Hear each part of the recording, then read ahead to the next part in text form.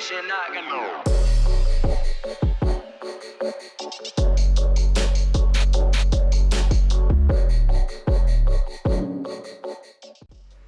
Hi there, this is Mintech, and today we have the Huawei Matepad T8. This is a promising device because despite being entry-level, it has decent specs with large screen and only costs 5,990 pesos. Is the price to specs ratio justifiable? Let's find out in this unboxing. But before we get to the unboxing, let's take a quick look on the specs. Running this device is an octa-core chipset with a large 8-inch screen, giving it more than 80% screen-to-body ratio, paired with 2GB of RAM and 32GB of internal storage. But it is also expandable with the micro SD card slot, where it also houses the nano SIM card tray. It only comes in one color, the deep sea blue. Powering the whole package is a 5100 mAh battery, and it runs on EMUI 10, Huawei's take on Android.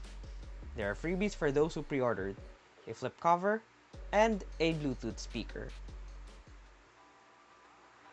Peeling off the plastic reveals the white box, and the way to open it further would be through the side. It's like opening a book with a little bookmark.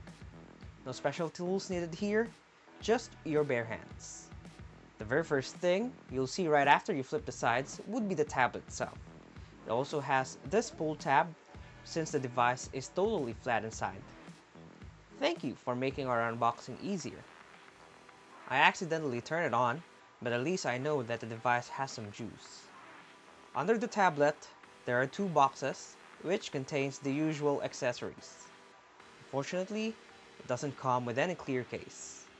The big box contains the SIM card ejector pin, some manuals, and the good old micro USB cable.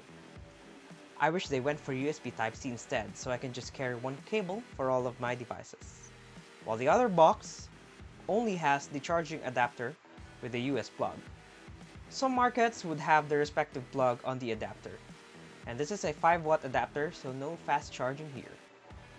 I'm not sure if the device itself supports fast charging. The charging port is placed on the bottom part, and then you have the volume rocker and the power button on the right side, and the speaker and headphone jack on top. The SIM and SD card tray is located on the left side. Taking it out from the plastic is totally satisfying. It's actually reminiscent of an iPad mini due to its screen size. I then went on and did the setup since it has been turned on earlier. It's a pretty bare bones setup. You'd be asked for your preferred language, wallpaper, getting it connected to Wi-Fi, and all the usual setup you'd undergo for a new device that would fit your preference. As expected, I wasn't asked for my Google account during the entire setup since there's no Google services here. There's nothing to write home so far with the camera, since you should really set your expectations way down low for tablet cameras. It's a 5 megapixel camera paired with a 1.2 megapixel selfie camera. You can see the very first captured shot, and I'll be placing it on the side for comparison.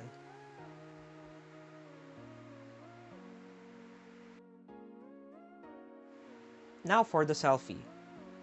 Like I said earlier, it's a 1.2 megapixel camera, so you shouldn't be using it much except for talking online.